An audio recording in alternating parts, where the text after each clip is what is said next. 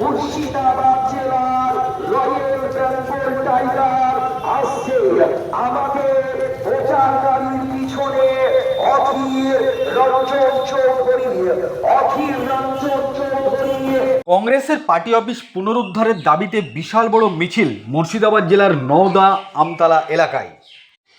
সেই ছবি দেখছেন আপনারা সরাসরি আখেরিগঞ্জ নিউজ চ্যানেলের পর্দায়। জানিয়ে রাখি আপনাদের, কংগ্রেসের পার্টি অফিস পুনরুদ্ধারের দাবিতে কংগ্রেসের বিশাল বড় বিক্ষোভ মিছিল নওদা আমতলা এলাকায়। এই মিছিলে কংগ্রেস নেতৃত্বরা দাবি করেন কংগ্রেসের পার্টি অফিস কংগ্রেসকে ফিরিয়ে দিতে হবে, না হলে আন্দোলন অব্যাহত থাকবে।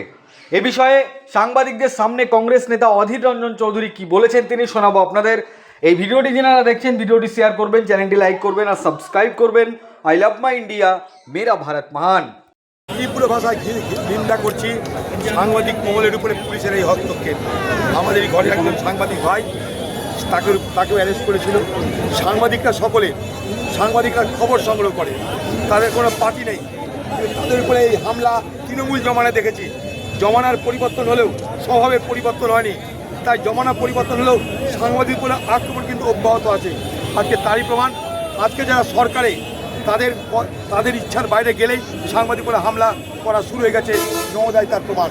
বিজেপির ঘর জামাইয়ের পছন্দ হয়নি, তাই এখানকার সাংবাদিকরা হামলা হলো। আমরা তীব্র নিন্দা করি। যদি এখানকার সাংবাদিকরা মানহানির মামলা করতে যান, আমরা আছি। আপনারা আন্দোলন করতে যান, আমরা আছি। নিরপেক্ষভাবে থাকবো। সংবাদ জগতের স্বাধীনতা গণতন্ত্রের সবথেকে বড় হাতিয়ার। গণতন্ত্র বাঁচবে না যদি না সংবাদ জগতের স্বাধীনতা থাকে। তাই কংগ্রেস সাংবাদিক জগতের স্বাধীনতার পক্ষে ওকালতি করে, সেই ওকালতি আমি করছি। আপনাদের পক্ষে আছি। আপনাদের বিরুদ্ধে যে হামলা হয়েছে তার ঘোরতর নিন্দা করছি এবং আপনাদের আগামী দিনে সঙ্গে থাকার প্রতিশ্রুতি। নওদা পঞ্চায়েত সমিতি নিয়ে কি দাদা? নওদা পঞ্চায়েত সমিতি যদি মামা ভাগ্নের হাত থেকে বেরিয়ে যায়, তাই মামা ভাগ্নের মিলে এখানকার পুলিশের হাত পা ধরে সেই লোকগুলোকে গ্রেপ্তার করিয়ে রেখে দিয়েছে। তাদেরকে ম্যানেজ করা হচ্ছে, সই সাবুত করার চেষ্টা হচ্ছে। এই এখানে সই কর, এই ওখানে সই কর, ঘর জামাই বলছে। আর এখানকার পুলিশ সেই কাজই করছে। তারা যদি কংগ্রেসে আসতো, কংগ্রেসে যোগদান করতো, আমরা বুঝে নিতাম। আমাদের সংখ্যাগরিষ্ঠ তো নেই। তারা যদি মনে করতো তখন আমরা ভাবতাম। আগামী দিনে আপনাদের কর্মসূচি কি? এই তো কর্মসূচি, আন্দোলন আর আন্দোলন। এই নওদার মানুষের জন্য আন্দোলন। যে কোনো বিষয় নওদার মানুষের পাশে থাকার আন্দোলন। ভালোতে মন্দতে নওদার মানুষের থাকার এখানে প্রতিশ্রুতি। শুধু নওদা নয়, সারা মুর্শিদাবাদ জেলার মানুষের জন্য কংগ্রেস আন্দোলন করেছে, আজ করছে, আগামী দিনেও করবে।